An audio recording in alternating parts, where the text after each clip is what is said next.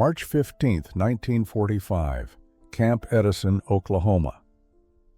Private Eugene Patterson stood outside the women's barracks holding a box of Dubble Bubble gum, watching as 53 German prisoners filed into the mess hall for their midday meal. He had no idea that this simple gesture, this small package of colorful wrapped squares, would become the turning point in one of the most unusual prisoner of war stories in American military history. But before we discover how a misunderstanding about candy changed everything, tell us where you're watching from in the comments below. The moment happened during a routine distribution of Red Cross packages. Gene, a 21-year-old farm boy from Tulsa County, had been assigned to Camp Edison for 8 months. He had watched these German women arrive the previous November, had seen them maintain their rigid military bearing even in defeat, had noticed how they kept themselves separate from their American captors with walls of silence and suspicious glances. But something about their youth, their obvious homesickness, reminded him of his own sisters back home. On this particular afternoon, Gene had received a care package from his mother containing several packs of Dubble Bubble, the brightly colored gum that had become popular among American troops. The twisted wax paper wrappers in pink, yellow, and blue looked almost festive, like tiny presents. Without thinking too deeply about it, he decided to share some with the German women during their meal distribution. Christa Lindemann was the first to receive a piece. The 23-year-old former intelligence clerk from Dusseldorf looked down at the colorful wrapped square with confusion. She turned it over in her hands, examining the bright paper and the words she couldn't quite understand. "Dubble Bubble," Gene said with a friendly smile, making an exaggerated chewing motion with his jaw. Christa nodded politely, but still looked puzzled. She had never seen anything like this before. When Gene moved down the line, offering pieces to other women, Ingeborg Richter leaned over to Christa and whispered in German, "What is it? Some kind of American candy?" Christa shrugged, carefully unwrapping the pink square. It was soft, slightly sticky, and had a sweet smell. Around them, other women were doing the same, examining these strange gifts with a mixture of curiosity and caution. What happened next would be retold in Camp Edison for months to come. Edeltraud Lang, the youngest prisoner at 19 years old, popped the entire piece into her mouth and bit down hard, expecting it to dissolve like a peppermint or chocolate. Instead, her teeth sank into something rubbery and strange. Her eyes widened in surprise and mild disgust. She tried to swallow it, but it wouldn't go down. Panic flashed across her young face. Across the mess hall, Gene noticed the commotion and suddenly realized what was happening. These women had no idea what chewing gum was. They thought he had given them candy to eat and swallow. November 7, 1944. The transport trucks rolled through the gates of Camp Edison just as the Oklahoma sun began its descent toward the western horizon, painting the sky in shades of amber and rose. Inside the covered vehicles, 53 German women sat in tense silence, their faces reflecting exhaustion, uncertainty, and the peculiar shame of defeat. They were members of the German Women's Auxiliary Corps, captured during the final chaotic months of the war in France and Belgium. Now, after weeks of processing and transport across the Atlantic, they found themselves in a place as foreign to them as the moon itself. Captain Margaret Sullivan stood at attention as the trucks came to a halt in the center of the compound. She was one of only 3 female officers assigned to oversee this unprecedented facility. The United States military had experience managing thousands of male prisoners of war, but housing captured enemy women presented unique challenges that no manual had adequately prepared them for. She watched as the rear gates of the trucks opened and the prisoners began to descend, one by one, into their new reality. The women who emerged wore remnants of their gray auxiliary uniforms, some still bearing the insignia they had once worn with conviction. Their ages ranged from 18 to 35, though most appeared to be in their early 20s. Despite the long journey and obvious fatigue, they maintained remarkable composure, standing straighter than many of Sullivan's own soldiers, their eyes fixed forward with practiced military discipline. Among them was Christa Lindemann, a 23-year-old intelligence clerk from Dusseldorf. She clutched a small leather satchel that contained everything she still owned in the world: a change of undergarments, a photograph of her family taken before the war, and a worn copy of Goethe's poetry that her father had given her on her 16th birthday. She had joined the auxiliary service in 1942, believing she was contributing to her country's defense. Now, standing in an American prison camp thousands of miles from home, that certainty had dissolved into something far more complicated. Beside her stood Ingeborg Richter, a 21-year-old nurse's aide from Hanover, whose delicate features and blonde hair seemed almost incongruous with her military posture. Inga had tended wounded soldiers in field hospitals, had seen the brutality of war up close, and had developed a protective hardness that now served as armor against the uncertainty of captivity. She kept her eyes forward, refusing to show any weakness before their captors. Captain Sullivan began her welcoming address in clear, measured English. A translator, an older German-speaking sergeant from Pennsylvania, repeated her words in German. The rules were straightforward: obey camp regulations, cooperate with staff, maintain cleanliness and order. In return, they would be treated in accordance with the Geneva Convention. They would receive adequate food, medical care, and shelter. They would be allowed to write letters home, though all correspondence would be censored. They would not be mistreated. The women listened without visible reaction, their faces masks of careful neutrality. They had been taught that Americans were ruthless enemies, that capture meant degradation and cruelty. The first 3 weeks at Camp Edison passed in a fog of careful routine and deliberate distance. The German women moved through their days like ghosts, present in body but absent in spirit.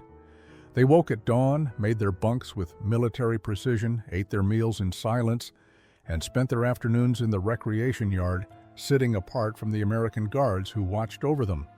They spoke only to each other, and only in hushed German that carried an edge of defiance. Captain Sullivan observed this wall of separation with growing concern. She had expected some initial resistance, some period of adjustment, but the absolute refusal of these women to engage with their captors went beyond normal prisoner behavior. It was as if they had collectively decided that maintaining their dignity required complete isolation from anything American. During meals, they sat at tables furthest from the serving line, accepting their food with minimal eye contact and no words beyond the necessary. During recreation time, they formed tight clusters, their backs literally turned to the guards. Christa had emerged as an unofficial leader among the prisoners, though she held no formal rank. Her intelligence work had required her to understand chain of command and strategic thinking, and she now applied those skills to managing life in captivity. She organized the women into work groups, established unspoken rules about interaction with their captors, and served as the voice of the group when communication became absolutely necessary. Her message was consistent: maintain distance, show no weakness, wait for repatriation. The Americans, for their part, seemed confused by this impenetrable reserve. Private Eugene Patterson, assigned to guard duty in the recreation yard, found himself awkwardly trying to make small gestures of normalcy. He would nod good morning to the prisoners, only to receive blank stares in return. He once tried to help Adelheid Kaufmann, a 28-year-old administrative specialist, when she dropped a book, only to have her recoil from his outstretched hand as if he carried some contagion. The rejection stung more than he expected. Sergeant Frank Yamamoto understood their wariness better than most.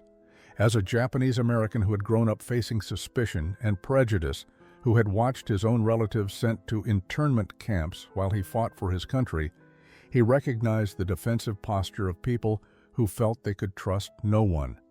He didn't push for connection, but he made sure his interactions were scrupulously fair and respectful. He enforced rules consistently, distributed supplies equitably, and never raised his voice in anger. He knew that trust, if it came at all, would have to be earned slowly. The evenings were the hardest time. As darkness fell over the Oklahoma plains, the women would gather in their barracks and sing German folk songs in voices that carried both defiance and homesickness. The melodies drifted across the compound, beautiful and melancholy, a reminder that these prisoners were also daughters, sisters, and young women far from everything they had known. Late November brought an early cold snap to Oklahoma, and with it came the first cracks in the wall between captors and captives. The temperature dropped suddenly overnight, catching everyone unprepared. The barracks heating system, designed for moderate Oklahoma winters, struggled against the unexpected freeze. By morning, the women's quarters felt like an icebox, their breath visible in the frigid air as they dressed for morning roll call.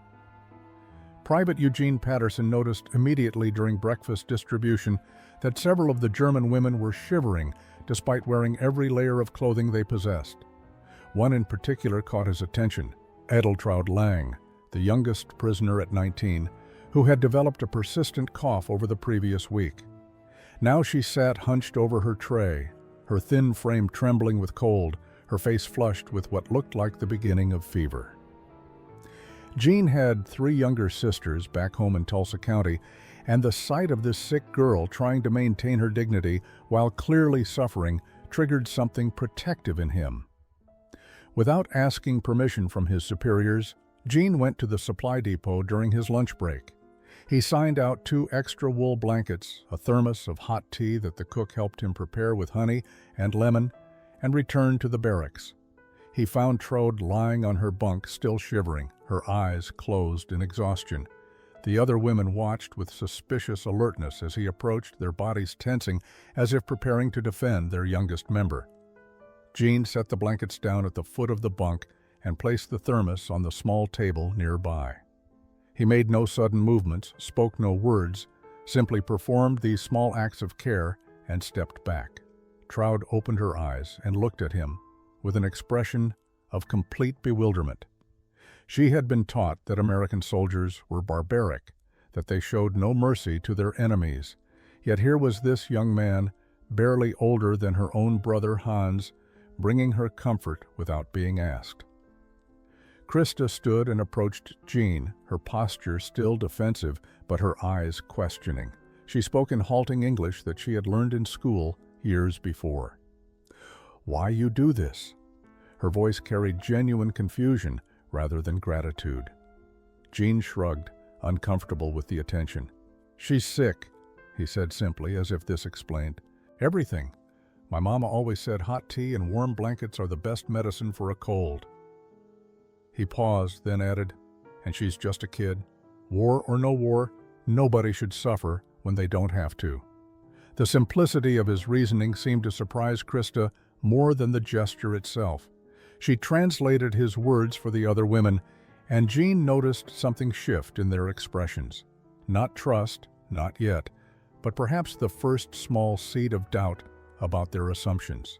Trude reached for the thermos with trembling hands and took a careful sip of the tea. Thanksgiving arrived at Camp Edison with a flurry of activity that left the German prisoners both confused and quietly amazed. The American staff spent 2 days preparing for what they called a holiday feast, transforming the mess hall with decorations made from colored paper and arranging tables in a way that suggested celebration rather than mere sustenance. The women watched these preparations with puzzled curiosity, uncertain what this strange ritual meant or why their captors seemed so invested in it. Captain Sullivan had debated whether to include the prisoners in the Thanksgiving meal. Some of her staff argued that extending such hospitality to enemy captives sent the wrong message, especially when American soldiers were still dying in the Pacific Theater. But Sullivan believed that maintaining basic human decency, even toward enemies, reflected American values better than any propaganda. She ordered the kitchen staff to prepare enough turkey, stuffing, and sweet potatoes for everyone in the compound, prisoners included. On Thanksgiving morning, the German women filed into the mess hall and stopped short at what they saw. The serving line held more food than most of them had seen in years. Whole roasted turkeys, mountains of mashed potatoes, boats of rich gravy, cranberry sauce gleaming like jewels, and pies that filled the air with the scent of cinnamon and apples. After years of wartime rationing in Germany, where a single egg had become a luxury and bread was stretched with sawdust, this abundance seemed almost obscene. Ingeborg Richter stood frozen in line, staring at the heaping portions being placed on her tray. She turned to Krista and whispered in German, "This cannot be real. Is this some kind of trick? Why would they give us so much?" Krista had no answer. She accepted her own overflowing plate with trembling hands, suspicion warring with hunger in her mind. Around them, other women reacted with similar confusion, some refusing to take full portions because surely there must be a catch, some hidden punishment waiting. Private Patterson noticed their hesitation and tried to explain through gestures and simple words that this was normal, that everyone ate like this on Thanksgiving, that it was about gratitude and plenty. But his explanations only deepened their bewilderment. How could a country at war afford to feed even its prisoners so extravagantly? What kind of nation possessed such wealth that it could be generous even to its enemies? The meal itself became an education in American excess and openness. The guards ate alongside the prisoners, not at separate tables, but interspersed throughout the hall. They laughed loudly, told stories, and offered seconds and thirds without hesitation. Corporal Michael O'Brien demonstrated how to eat cranberry sauce with turkey, making exaggerated faces of pleasure that drew reluctant smiles from some of the younger German women. Sergeant Yamamoto patiently explained the significance of the holiday to anyone who would listen, his broken German mixing with their broken English in a linguistic compromise.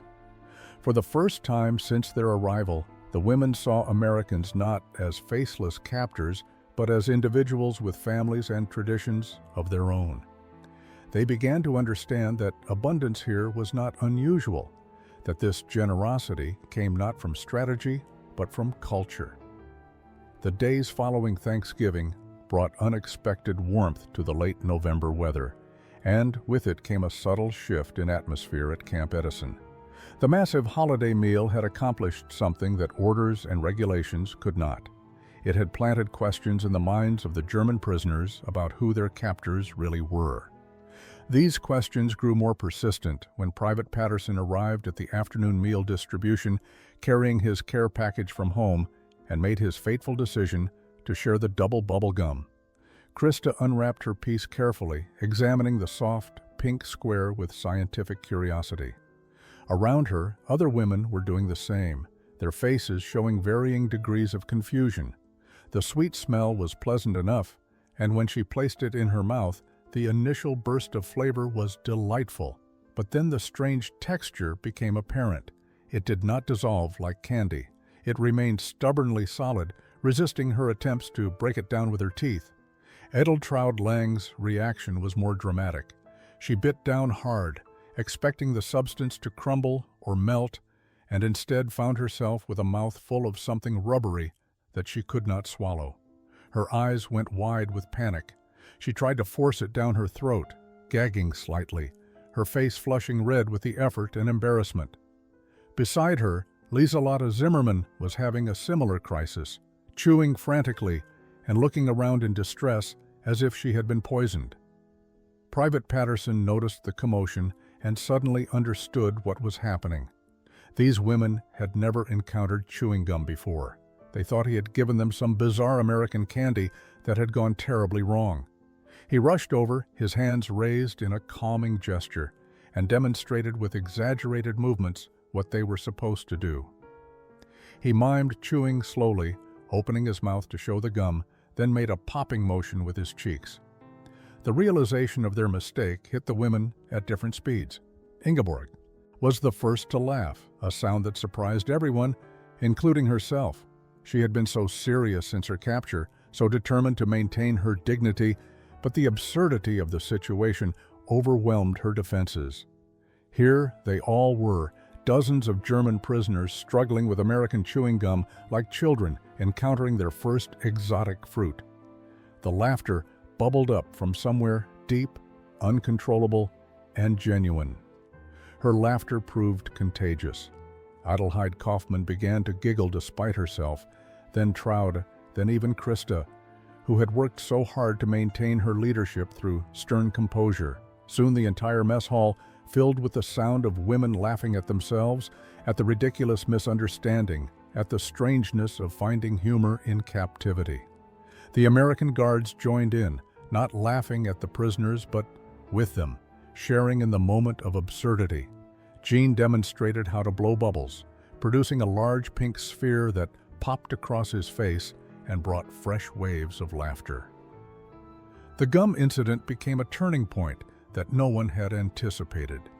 In the days that followed, the atmosphere at Camp Edison transformed in small but unmistakable ways. The wall of silence that had defined the first month began to develop cracks, and through those cracks flowed the first tentative exchanges between former enemies. The German women still maintained their dignity and reserve, but the absolute refusal to engage had softened into something more like cautious curiosity. Krista found herself thinking about the laughter in the mess hall, how natural it had felt after weeks of rigid control. She had spent so much energy maintaining distance, protecting herself and the other women from vulnerability, that she had forgotten what it felt like to simply be human in the presence of others. The Americans had not mocked them for their ignorance about chewing gum. Instead, they had shared in the humor, had made it a moment of connection rather than humiliation. Private Patterson became emboldened by the success of his gum distribution. He began bringing small things from his care packages to share, hard candies that actually were meant to be swallowed, comic books with colorful illustrations that needed no translation, and eventually a harmonica that he played badly but enthusiastically during evening recreation time. His clumsy renditions of American folk songs drew smiles and, occasionally, requests for German melodies that he attempted to learn by ear. Sergeant Yamamoto noticed the shift and decided to build on it. He started informal English lessons during the afternoon recreation periods, using a chalkboard brought from storage and teaching basic phrases through repetition and gesture. To his surprise, several women volunteered to participate. Krista was among the first, her quick mind absorbing vocabulary with impressive speed.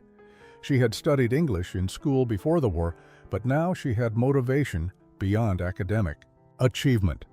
Understanding the language of her captors meant understanding their intentions, their character, their unexpected capacity for kindness. The lessons became social events rather than purely educational exercises. Ingeborg taught the Americans German words in return, laughing at their clumsy pronunciation.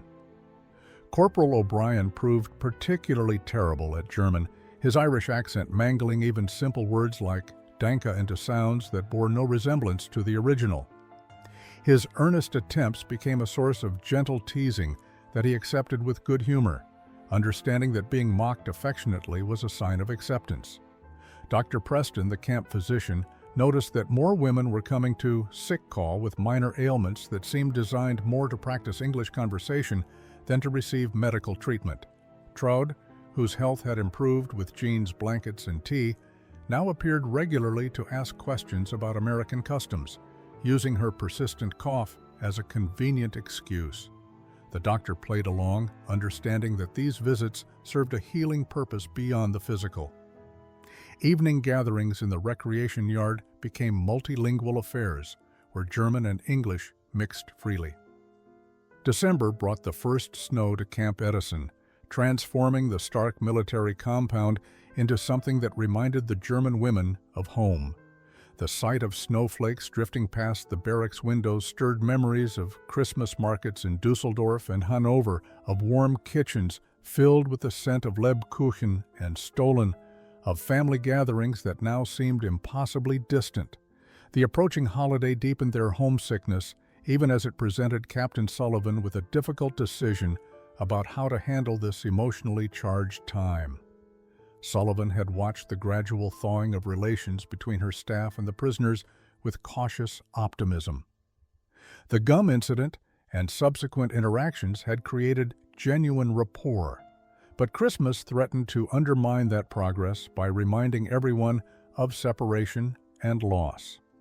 She consulted with her senior staff about whether to acknowledge the holiday at all, weighing the risk of deepening the women's depression against the possibility that shared celebration might further bridge the divide.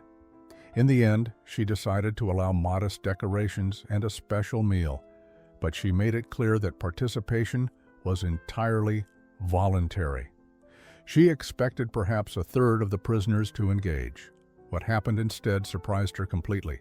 Krista approached her office 3 days before Christmas with a formal request delivered in carefully practiced English. "Captain Sullivan, the women would like permission to prepare something for the holiday.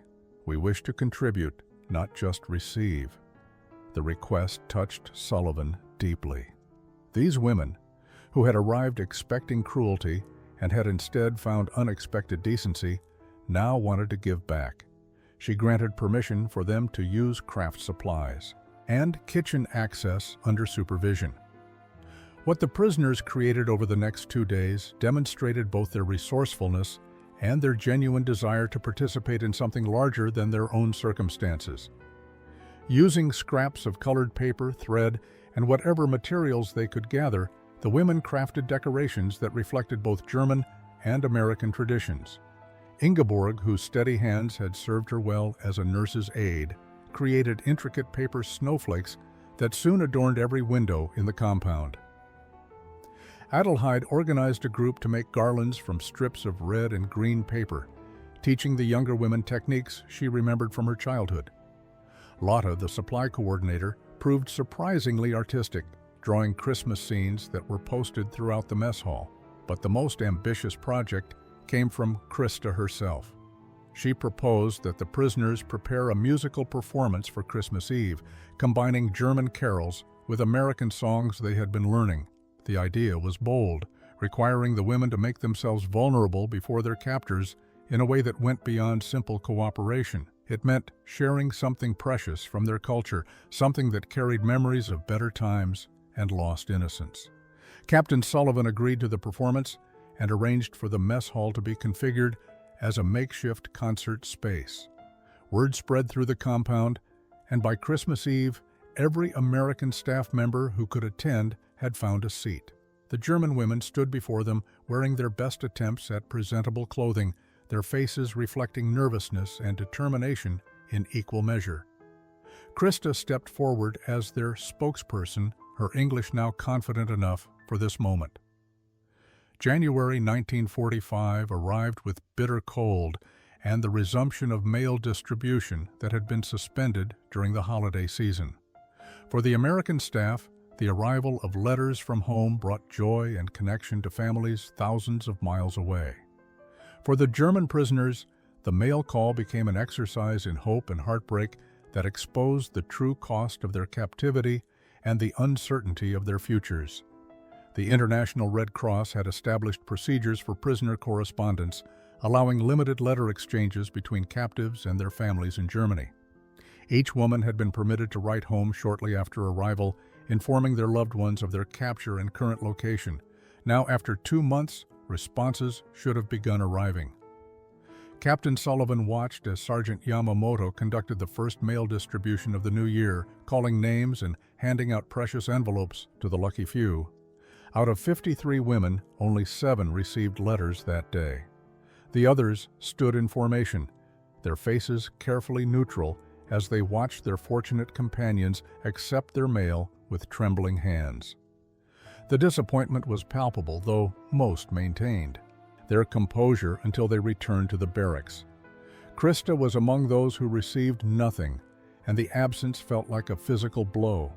She had written to her parents in Dusseldorf, to her younger brother Ernst, who was serving somewhere on the Eastern Front, to anyone who might still be alive and able to respond. Ingeborg did receive a letter, but when she opened it in the privacy of the barracks, she discovered news that made her wish she had received nothing at all.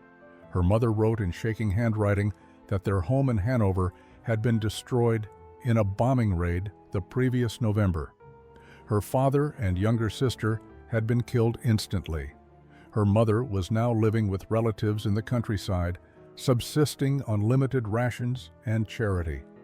The letter ended with a question that cut deeper than any description of loss. "When are you coming home? We need you here." Ing sat on her bunk holding the letter, her face frozen in an expression that went beyond grief into something like complete devastation. The other women gathered around her silently, understanding without words what kind of news she must have received. Trauda, the youngest, began to cry not for Inga's loss specifically, but for the larger truth it represented. They were all waiting for letters that might never come, news about families who might already be dead, confirmation of losses they could not yet name. The lucky 7 who received mail discovered that good news was relative. Adelheid learned that her husband, a soldier on the Western Front, was missing and presumed captured or dead. Lotta's letter brought word that her hometown of Karlsruhe had been largely destroyed, though her elderly parents had survived. Each piece of correspondence carried the weight of a Germany being systematically reduced to rubble, of families scattered or eliminated, of a homeland that bore little resemblance to the country they remembered. That evening, Private Patterson found Krista sitting alone in the recreation yard despite the freezing temperature, staring at nothing. February brought news that would shatter whatever remained of the German prisoners' understanding of what they had served. The American newspapers began publishing photographs and first-hand accounts from liberated concentration camps, images so disturbing that Captain Sullivan initially debated whether to allow the prisoners access to them. In the end, she decided that these women deserved to know the truth about what had been done in their country's name, even if that truth proved devastating. The camp library, a small room with donated books and week-old newspapers, became the site of a reckoning that would change everything. Sullivan placed the newspapers on the reading table without commentary, allowing the prisoners to discover them in their own time. Krista was the first to enter the library that afternoon, seeking distraction from the continued absence of letters from home. She picked up the New York Times and began reading casually, then stopped as if she had been struck physically. The photographs were grainy but unmistakable. Emaciated bodies stacked like cordwood, survivors with hollowed faces and vacant eyes staring at the camera, guard towers and barbed wire surrounding facilities that bore no resemblance to prisoner-of-war camps like Edison. The captions used words that Krista had to look up in the English-German dictionary: extermination, systematic murder, industrial-scale killing. The Allied forces had liberated a place called Bergen-Belsen, and what they found there defied comprehension. Krista's hands began to tremble so violently that she nearly dropped the newspaper. She forced herself to keep reading, to look at every photograph, to absorb every horrible detail. The article described not just one camp, but an entire system of camps scattered across Germany and occupied territories. Places with names she had never heard: Dachau, Buchenwald, Auschwitz. Places where millions of people, Jews, political prisoners, Roma, homosexuals, and others deemed undesirable by the Reich, had been systematically murdered. Ingeborg found her there an hour later, still sitting at the table, newspapers spread before her like evidence at a trial. "Inga," Krista whispered in German, her voice barely audible. "Did you know? Did any of us know this was happening?" Ingeborg picked up one of the newspapers and began reading, her face going pale as she absorbed the contents.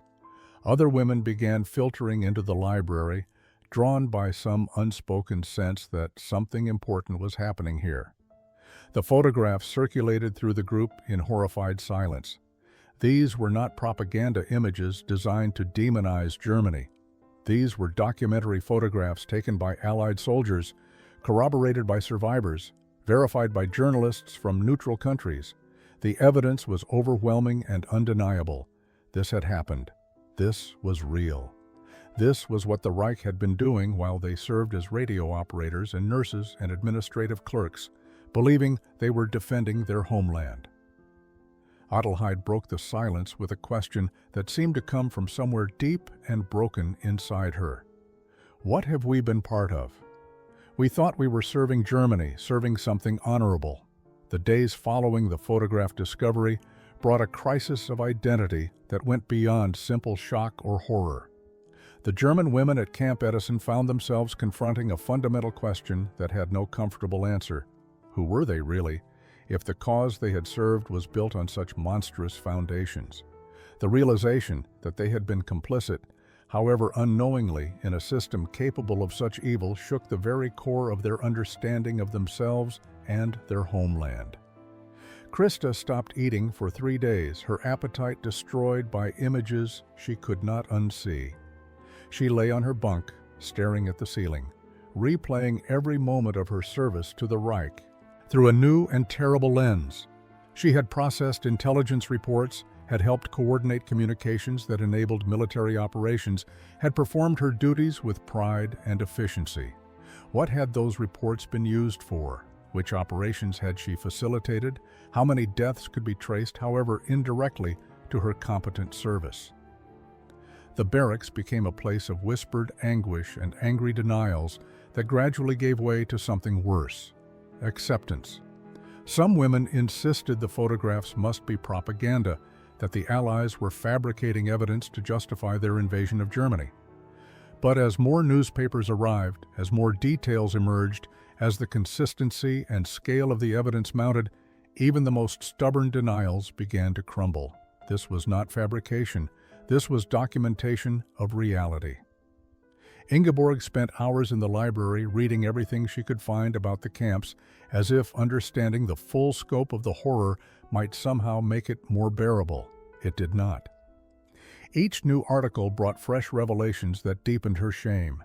She learned about medical experiments conducted on prisoners, about children separated from parents and murdered, about the industrial efficiency with which human beings had been reduced to ash and numbers. She read survivor testimonies that described unspeakable cruelty carried out by ordinary Germans, people who might have been her neighbors or classmates. The youngest prisoners struggled most visibly with the revelations. Traude, only 19 and still carrying some of the idealism of youth, retreated into near catatonic silence. She had joined the auxiliary service believing the propaganda about defending the fatherland from existential threats, about serving a noble cause against overwhelming enemies. Now she understood that she had been a cog in a machine designed for genocide. The weight of that knowledge seemed to physically diminish her, making her appear even younger and more fragile. Captain Sullivan watched the German women grapple with their collective guilt and found herself in unfamiliar emotional territory. Part of her wanted to let them suffer, to force them to fully confront the consequences of their nation's actions. But another part, the part that had come to know these women as individuals over the past months, recognized that their anguish was genuine. They had not known. Their ignorance did not absolve them, but it did complicate the question of responsibility. Dr. Preston became concerned about the mental health crisis unfolding in the barracks. Several women showed signs of severe depression. Adelheid had stopped speaking entirely.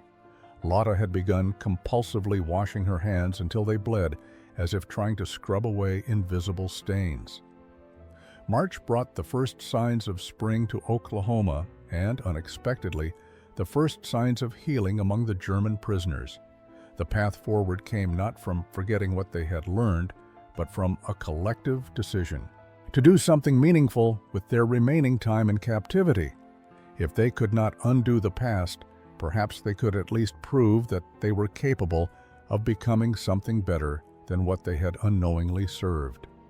The transformation began with Krista, who emerged from her depression with a new intensity of purpose. She approached Captain Sullivan with a proposal delivered in English that had become nearly fluent through months of practice. "Captain, we would like to work, not the minimal duties required by regulations, but real work. We want to contribute, to be useful, to prove that we can be more than what Germany made us." Sullivan was initially skeptical, wondering if this was simply a psychological coping mechanism or an attempt to curry favor before repatriation. But as she listened to Krista explain the reasoning behind the request, she began to understand something deeper. These women needed to reconstruct their identities through action, to demonstrate to themselves and others that they were capable of serving something worthy rather than monstrous. Denying them that opportunity would be its own form of cruelty. The captain established a volunteer work program that went far beyond typical prisoner duties. The women could choose areas where they wanted to contribute based on their skills and interests. The response was overwhelming. Within a week, nearly every prisoner had signed up for additional duties that transformed the daily operation of Camp Edison in remarkable ways. Ingeborg requested assignment to the medical facility, where Dr. Preston initially received her with reservation. He had lost colleagues to German military actions and was not certain he could work alongside a former enemy auxiliary member. But Inge's careful attention to detail, her gentle manner with patients, and her obvious dedication gradually won him over. She had a natural gift for nursing that went beyond technical skill into genuine empathy. Within weeks, she had become indispensable to the camp's medical operations. Adelheid revolutionized the administrative systems, applying her organizational talents to streamline record-keeping and supply management. She created filing systems that made information retrieval exponentially more efficient and developed inventory tracking methods that reduced waste and improved resource allocation. Her work was so effective that other camps began requesting copies of her systems for implementation in their own facilities. Lotta discovered an unexpected aptitude for mechanical repairs. She had worked in supply coordination during the war, which required understanding of equipment maintenance. Now she applied that knowledge to fixing everything from kitchen appliances to vehicle engines. Sergeant Yamamoto, himself mechanically inclined, began teaching her advanced repair techniques. He found her to be a quick study who approached each problem with methodical precision. Traude, the youngest, found her calling in translation and education. She began teaching German to American staff members who were interested in learning the language, and her youth and enthusiasm made her an engaging instructor. The role gave her confidence and purpose that helped lift her from the depression that had consumed her after the photograph revelations. May 8, 1945 arrived with church bells ringing across America and celebrations erupting in cities from coast to coast.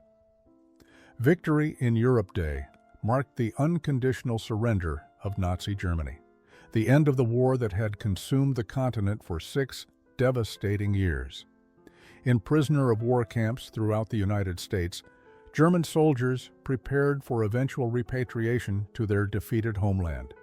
But at Camp Edison, the announcement brought not relief, but a complicated mixture of emotions that defied simple categorization. Captain Sullivan gathered all 53 women in the mess hall for the official announcement, her face reflecting the solemnity of the moment. "The war in Europe is over," she told them in clear English, while Krista translated into German for those who still struggled with the language. "Germany has surrendered unconditionally to the Allied forces. You will eventually be repatriated to your homeland under the terms of the Geneva Convention." The women received this news in silence, their faces showing none of the joy that filled American streets and homes. For them, victory meant defeat, celebration meant devastation, and the promise of freedom meant return to a country that no longer existed in any form they recognized. The Germany they had left was gone, replaced by something broken and occupied, divided among victorious powers, stripped of the illusions that had defined their understanding of national identity. In the days following the announcement, conversations among the prisoners took on a new urgency and desperation. What did repatriation actually mean for them? Reports from Germany painted pictures of total devastation. Major cities lay in ruins, their populations scattered or dead. The occupation zones were struggling with food shortages, disease outbreaks, and the massive logistical challenges of managing millions of displaced persons. Infrastructure had been destroyed, governance structures had collapsed, and the social fabric that held communities together had been shredded by years of war and the revelations about Nazi atrocities. Many of the women still had no confirmed information about their families. Despite months of trying through Red Cross channels, letters remained unanswered. Inquiries disappeared into bureaucratic voids, and the silence from home grew more ominous with each passing week. Krista had heard nothing from her parents or brother in Dusseldorf. Ingeborg knew her mother had survived, but had received no letters since the one informing her of her father and sister's deaths. Traude had no information at all about anyone in her family in Essen. The uncertainty extended beyond family connections to more fundamental questions about survival and identity. What would they return to? Where would they live in cities that no longer existed? How would they support themselves in an economy that had been obliterated? Would they be welcomed by other Germans, or would they be viewed with suspicion as failures who had allowed themselves to be captured? Would they face punishment for their service to the Reich, even though they had been following orders and had been unaware of the full scope of Nazi crimes? But perhaps the most difficult question was one that several women began voicing in private conversations. Did they even want to return? The question that had been whispered in late-night conversations finally emerged into daylight on May 15th, when Krista requested a private meeting with Captain Sullivan. The captain expected a routine inquiry about repatriation procedures or family contact efforts. What she received instead was a request so unprecedented that she had no frame of reference for how to respond to it. "Captain Sullivan," Krista began in her now fluent English, her hands clasped tightly to control their trembling. "I am speaking for myself and several other women. We have discussed this at length, and we understand it is unusual, but we must ask, is there any possibility that some of us could delay our repatriation, that we could remain here longer, or perhaps find some way to stay in America?" Sullivan sat back in her chair, momentarily speechless. In all her military experience, she had never encountered prisoners of war requesting to extend their captivity rather than accept freedom. The implications were staggering on multiple levels: legal, diplomatic, and profoundly human. She asked Krista to explain her reasoning, and what followed was an outpouring that revealed months of internal struggle and careful deliberation. Krista explained that 14 women had been meeting to discuss their futures and had reached a painful consensus. The Germany they had served no longer existed, and the Germany that was emerging from defeat was a place they did not recognize. More importantly, they had found something at Camp Edison that they feared losing: dignity, purpose, and the possibility of redemption through meaningful contribution. Here they were treated as human beings capable of change. Here they had discovered talents and built relationships that gave their lives meaning beyond survival. "We know what we are asking is extraordinary," Krista continued, her voice steady despite the emotion behind her words. "We are not trying to escape responsibility for our nation's actions, but returning to Germany right now means returning to nothing. No homes, no families we can locate, no opportunities except to struggle in ruins. Here we have work that matters. We have learned what it means to serve something worthy rather than monstrous."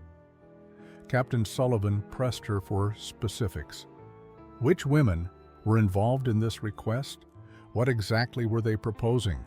Krista provided names: herself, Ingeborg, Adelheid, Traude, Lotta, and 9 others.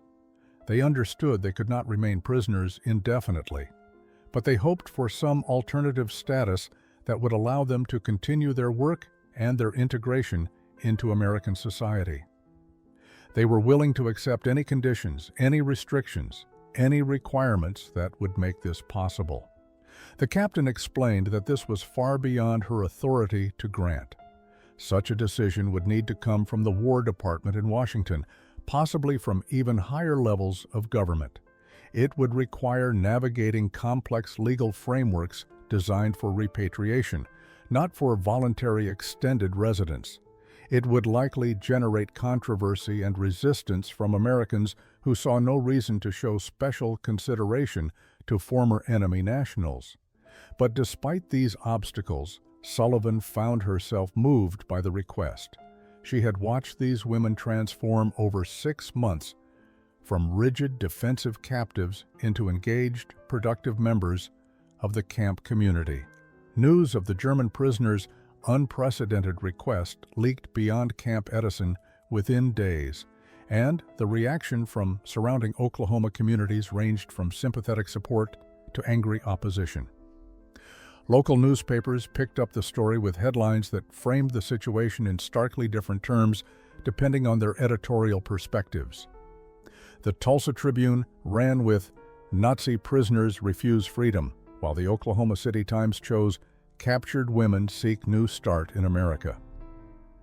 The debate quickly transcended the specific case to become a referendum on forgiveness, justice, and American identity.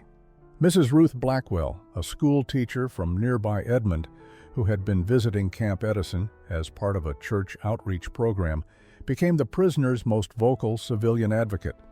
She had spent months getting to know the women, particularly Krista, whose intelligence and genuine remorse had impressed her deeply. Ruth organized a delegation of local residents who had interacted with the prisoners to meet with camp officials and draft a letter of support to send to Washington. "These women are not the same people who arrived here 6 months ago," Ruth argued at a community meeting that drew over 200 attendees. "They have shown us what redemption looks like when people are given genuine opportunities to change. They have contributed meaningfully to our community through their work. They deserve consideration for what they have become, not just judgment for what their country did." But opposition was equally passionate and well organized. Veterans groups issued statements questioning why enemy nationals should receive special treatment when American soldiers were still dying in the Pacific Theater. Harold Jensen, who had lost a son at Normandy, spoke eloquently about his concerns at the same community meeting. "My boy died fighting the Nazis," he said, his voice breaking with emotion. "How can we reward the people who served that evil regime by letting them stay here? What message does that send about justice and accountability?" The debate reached beyond local communities as national newspapers picked up the story. Editorial pages across the country became battlegrounds for competing visions of American values. Some argued that showing mercy to former enemies demonstrated American moral superiority and would aid in post-war reconciliation. Others insisted that justice demanded these women face the consequences of their nation's actions by returning to rebuild the country they had helped destroy. Religious communities were similarly divided. Some clergy saw the situation as an opportunity to demonstrate Christian forgiveness and redemption. Father Johannes Mueller, a German-American priest from Oklahoma City, visited Camp Edison to speak with the women and became convinced of their sincerity. He began lobbying his congregation and fellow clergy to support their request, framing it as a test of whether Americans truly believed in the possibility of human transformation. Other religious leaders took the opposite view, arguing that mercy without justice was meaningless, that these women needed to return to Germany to participate in rebuilding and reconciliation there, rather than escaping to comfort in America. Rabbi Samuel Cohen, whose relatives had died in the camps, delivered a sermon that acknowledged the complexity while ultimately opposing the request. Captain Sullivan's urgent telegram to Washington received a response that was characteristically bureaucratic but unexpectedly flexible. The War Department would not prevent the repatriation of any prisoner who wished to return immediately to Germany. However, given the unprecedented circumstances and the ongoing chaos in occupied Germany, those who wished to remain could be reclassified as displaced persons and processed for potential immigration status under existing refugee protocols. The decision transformed the women's legal status, but solved nothing about their practical futures. They would no longer be prisoners of war, which meant they would no longer be guaranteed housing, food, and protection at Camp Edison. They would need to find American sponsors willing to vouch for them, secure employment that would support them independently, and locate communities willing to accept former enemy nationals as residents. The path forward was far more uncertain and challenging than simple imprisonment had ever been. Sullivan gathered the 53 women to explain their options with compassionate clarity. She emphasized that no choice was wrong, that each woman needed to make the decision that felt right for her own circumstances and conscience. Some would choose repatriation despite the devastation waiting in Germany because duty and family ties pulled them homeward. Others would choose to stay despite the uncertainty because they had found something in America worth fighting for. The announcement divided the group in ways that transcended simple counting. Of the 14 who had originally requested to stay, 5 reconsidered when faced with the reality of losing institutional support. The uncertainty proved too daunting, the practical challenges too overwhelming. They decided to return to Germany and face whatever they found there with courage and the lessons they had learned about reconciliation and human dignity. But 9 women, led by Krista and Ingeborg, chose to accept the challenge of building entirely new lives in America. They understood the risks and the difficulties ahead. They knew they would face suspicion and hostility from some Americans who would never see past their German origins. They recognized that starting over with nothing in a foreign country required courage that might exceed what returning home demanded. The women who chose repatriation made their decision with equal thoughtfulness and dignity. They were not fleeing from hard truths or choosing the easier path. Many felt called to return precisely because Germany was broken and needed people willing to rebuild it with new values and understanding.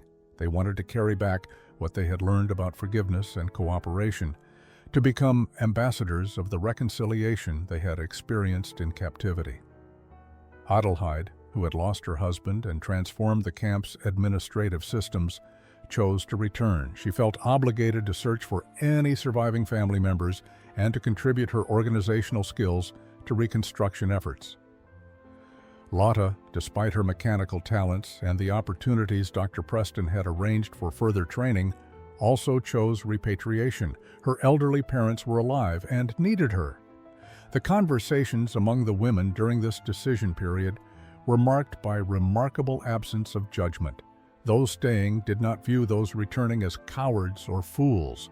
Those returning did not see those staying as traitors or opportunists. June 20th, 1945 arrived with clear skies and temperatures that promised a scorching Oklahoma summer. The day marked the official repatriation of 44 German women from Camp Edison. But the atmosphere bore little resemblance to typical prisoner processing. Instead of tense formality between captors and defeated enemies, the scene resembled a community farewell gathering filled with complicated emotions that transcended simple categories of victory and defeat. The women choosing repatriation stood in formation one final time, but their military bearing had softened over 7 months into something more human and less rigid. They carried with them small bags containing letters from American soldiers, photographs from their time at camp, and modest gifts that guards and staff had given them during emotional private goodbyes. More importantly, they carried transformed understandings of what America represented and what they themselves were capable of becoming. Captain Sullivan addressed the departing women with words she had rehearsed, but still struggled to deliver without emotion. "You came here as our enemies," she told them, her voice steady but warm. "You leave as something none of us expected when you arrived, as friends. I hope you will remember that Americans can show mercy without forgetting justice, and that redemption is possible even in the darkest times." Krista stood to respond on behalf of all the women, both those leaving and those staying. Her English had become so fluent that translation was unnecessary, though she paused frequently to control her emotions. "Captain Sullivan, we came here believing we knew what America was. We learned that we knew nothing. We thought Americans were our enemies. We discovered that the only real enemy was our own ignorance and the evil we served without understanding its true nature. The women remaining watched their friends board transport trucks that would take them to processing centers, then to ships bound for Europe. Tears flowed freely on both sides, but they were tears of hope rather than despair. Both groups were embarking on journeys toward unknown futures, but they were journeys chosen rather than simply endured. The difference mattered more than anyone outside that moment could fully understand. For the 9 women staying, the transition from prisoners to immigrants began immediately and proved even more challenging than anticipated. Housing had to be secured, employment arranged, sponsorships formalized through mountains of paperwork that tested everyone's patience. But the support they received from unexpected quarters made the impossible merely difficult. The Henderson family, whom Mrs. Ruth Blackwell had recruited, offered to sponsor Krista. They provided a small room in their home and helped her secure employment as a translator for the State Department's office in Oklahoma City. Her language skills and unique perspective made her invaluable in processing the thousands of displaced persons arriving from war-torn Europe. Dr. Preston arranged for Ingeborg to continue her medical training at Oklahoma General Hospital under his supervision. He had watched her natural gifts develop over months and believed strongly that her talents should not be wasted. She enrolled in nursing certification programs while working as his assistant. Her dedication and gentle manner with patients earning respect from staff who gradually forgot to see her as a former enemy. 25 years after that unprecedented day when German women prisoners asked to remain in American captivity, Krista Lindemann Henderson stood before a gathering at the United Nations in New York. She had been invited to speak about reconciliation and the power of individual transformation to overcome historical hatred. Now an American citizen with 2 grown children, she carried with her a small leather satchel, the same one she had clutched when she first arrived. At Camp Edison in November 1944. Her speech that day would be remembered as one of the most moving testimonies ever given at the UN about the possibility of peace between former enemies. She spoke about the morning when Captain Sullivan announced their freedom to return to Germany and how that announcement had forced them to confront the most important question of their lives. What did home truly mean? We discovered, she told the international audience, that home is not just where you come from. It is where you choose to build a life that honors the best in human nature rather than the worst. We found that forgiveness is not something given to you. It is something you earn through actions and commitment to becoming better than you were before. But Krista also spoke about something smaller and more specific. A moment involving Dubble Bubble gum that had changed everything. She described how Private Eugene Patterson had shared his care package, how the German women had mistaken chewing gum for candy, how their confusion had dissolved into genuine laughter that broke down walls no official policy could have penetrated. That moment taught us something profound, she explained. We learned that connection between enemies often begins not with grand gestures, but with small acts of humanity. A young farm boy sharing gum, a blanket given to a sick prisoner, a meal prepared with generosity rather than calculation. These tiny moments accumulated into transformation that none of us could have imagined. Krista reached into her satchel and pulled out something that drew surprised murmurs from the audience, a vintage pack of Dubble Bubble gum that she had saved for 25 years. Gene Patterson, now a successful farmer in Oklahoma and still her friend, had given it to her on her first day as a free immigrant. She had kept it as a reminder of how misunderstanding can become understanding, how enemies can become friends, how sweetness can emerge from bitterness. The story of the German women who begged to stay had become more than historical curiosity. It had become a symbol of America's capacity for redemption and renewal, proof that even in the darkest times, people could choose to see past hatred, to recognize humanity in their enemies. Ingeborg, now Dr. Ingeborg Richter, had become chief of nursing at Oklahoma General Hospital. Trauda had married an American soldier and raised 4 children who knew both German and American heritage. Each woman who stayed had built a life that honored the second chance they had been given. Those who returned to Germany had played equally crucial roles in Reconstruction, carrying stories of American kindness that helped convince other Germans that former enemies could become trusted partners in building better futures.